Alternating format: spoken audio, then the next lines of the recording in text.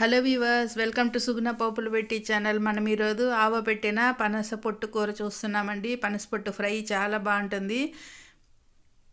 ఇది చాలా ఈజీ వేలో నేర్పిస్తున్నానండి. మీరు కానీ చూసి మీకు పనసకాయ దొరికితే ఇట్లా చేసుకోవచ్చండి. ఇది ఎట్లా చేయాలన్నా చూస్తామా మరి? ఓకే, ముందుగా ఇట్లా ప్లేట్కి, కత్తికి, చేతులకి ఆయిల్ రాసుకోవాలి. ఇప్పుడు ఈ పనసకాయ కట్ చేసుకున్నాక పాలు వేసి టిష్యూ పేపర్తో బట్టతో పెట్టి క్లీన్ చేసేసుకోవాలండి. ఇట్లా పీసులు చేసుకున్నా అంటే మనకి ఈజీగా ఉంది అది కట్ చేసేటప్పుడు. ఇట్లా ఒక్కొక్క పీస్కి ఈ చెక్క తీసేసుకోవాలి. ఇప్పుడు కట్ చేసి మధ్యలో కానీ ఇట్లా ఉంటుంది కదండి, దీన్ని కానీ కట్ చేసేసుకుంటాం. వద్దు, మనకి అది టేస్ట్ ఉండదు. ఇది ఉప్పు నీళ్ళల్లో నేను ఊరబెడుతున్నానండి. మీరు మజ్జిగ ఉంటే కానీ మజ్జిగలో కానీ ఇట్లా నానబెట్టుకోవచ్చు. ఇంకొక కాయ కానీ కట్ చేశాను. దీన్ని కానీ టిష్యూ పేపర్తో ఇట్లా క్లీన్ చేసేసుకున్నా. మనకి చేతికి కానీ ఆయిల్ ఉందండి, పాలు అతకవు. ప్లేట్లో కానీ ఉంది కాబట్టి ఈజీగా క్లీన్ అయిపోతుంది. ఇట్లా కట్ చేసుకున్నవి ఇట్లా వాటర్లో నుండి తీసి మిక్సీ జార్కి వేసుకుంటున్నానండి. ఇది పల్స్ మోడ్లోనే మనం కొట్టుకున్నామంటే చాలా బాగా పనస పొట్టు రెడీ అయిపోతుంది.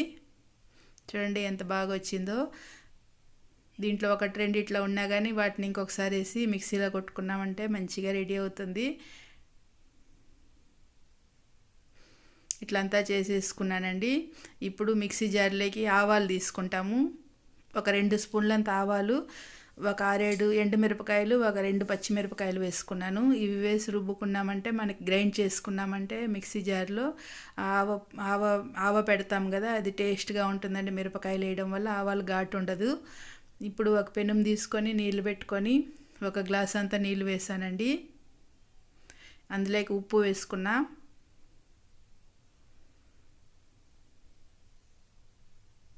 పసుపు కొద్దిగా. బాగా మరుగుతున్నాయి వాటరు. ఇప్పుడు వచ్చేసి మనం పనస పొట్టు వేసి బాగా ఉడికించుకోవాలి. ఈ నీళ్ళంతా బాగా ఇంకిపోయేంత వరకు బాగా మూత పెట్టి మంచిగా ఉడికించుకుంటాము.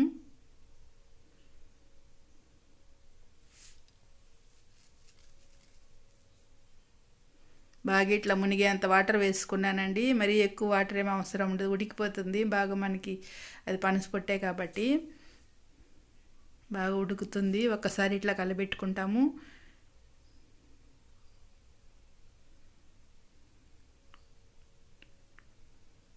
ఇప్పుడు మూత పెట్టుకొని ఉడికించుకోవాలి. బాగా ఇట్లా నీళ్ళంతా ఇంకిపోయినట్టు ఉంది కదండి. ఇప్పుడు దించి పక్కన పెట్టుకుంటాము. పెట్టుకున్నాక మళ్ళీ ఇందులో నీళ్ళు మనం పిండి కర్రీలోకి వేసుకుంటామండి, పోపులోకి. ఇది దించేసి మూత పెట్టి పక్కన పెట్టేసుకున్నాము. ఇప్పుడు పోపుకు పెనం పెట్టుకుంటాం. ఆయిల్ వేసుకున్నా.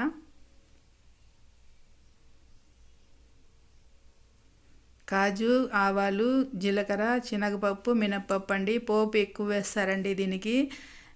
మంచిగా దండిగా వేసుకున్నా కానీ తినేటప్పుడు చాలా టేస్ట్గా ఉంటుంది. బాగా ఇవి మంచిగా ఫ్రై చేసుకుంటాం.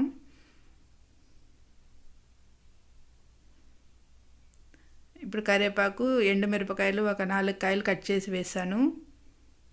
మిర్చి పౌడర్ వాడమండి, మనం ఆవాలల్లో వేస్తున్నాం కారము, ఈ కారమే అండి. ఇప్పుడు ఈ పనసపొట్టు బాగా ఉడికి ఆరిందండి, చల్లారింది. ఇప్పుడు ఇట్లా పిండేసుకోవాలి. ఆ నీళ్ళు లేకుండా మంచిగా ఇట్లా పిండి పోపులోకి వేసేసుకుంటున్నాము. ఇది వారం రోజులైనా బయట పెట్టుకొని తినచ్చండి, ఏమీ మనకు పాడవదండి, చాలా టేస్ట్గా ఉంటుంది.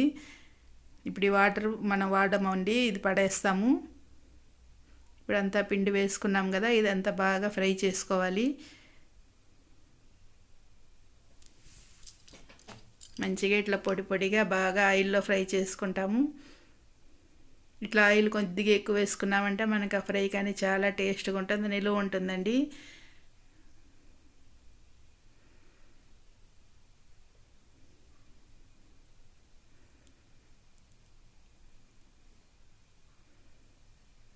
ఇప్పుడు ఇందులోకి చింతపండు కానీ వేసుకుంటారండి కొంతమంది. నాకైతే ఇది ఇట్లా చేసుకుంటే ఇష్టం, బాగుంటుంది. ఇప్పుడు మనం గ్రైండ్ చేసుకున్న పేస్ట్ వేసేసుకుంటాము. ఆవాలు, మిరపకాయలు. ఇది స్టవ్ ఆపేటప్పుడు వేసుకోవాలండి. ఒక్కసారి కలుపుకొని స్టవ్ ఆపేసుకోవాలి. ఇది ఫ్రై చేసేటప్పుడు మంట ఏమి ఉండకూడదండి. అంతే, ఇంక స్టవ్ బంద్ చేసేసుకొని ఉత్తగా ఇట్లా మిక్స్ చేసుకోవాలి.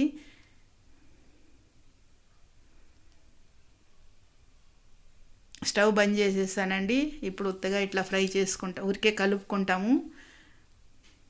అంతా మిక్స్ అయ్యేలాగా బాగా ఇట్లా కలుపుకొని మూత పెట్టుకుంటే మనం ఈరోజు చేసినామంటే ఇది రేపు చాలా టేస్ట్గా ఉంటుంది. ఆవాల పేస్ట్ ఇదంతా మంచిగా ఆ పనస పొట్టులోకి వెళ్ళి చాలా టేస్ట్ ఉంటుంది. ఇది వారం రోజులైనా ఏం పాడవదండి, చాలా టేస్టీ. ఆవ పెట్టిన పనస పొట్టు కర్రీ రెడీ అయిపోయింది. ఫ్రై అనొచ్చు, కర్రీ అనొచ్చు.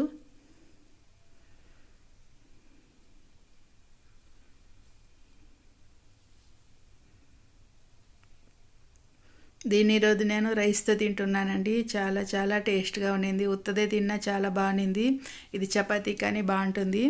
బాగా ఇట్లా కలుపుకొని ముద్ద తీసి తింటుంటే అసలు ఎంత బాగుండిందంటే అండి, మీరు కానీ ఒకసారి పనసకాయ దొరికిందంటే ఇట్లా చేసి చూడండి, చాలా టేస్ట్గా ఉంటుంది. చూడండి, ముద్ద చూస్తుంటేనే తినాలనిపిస్తుంది కదా, అంత టేస్ట్గా ఉంటుంది. మధ్యలో ఈ కాజులు వస్తూ ఉంటే పంటికి చాలా బాగుంటుంది.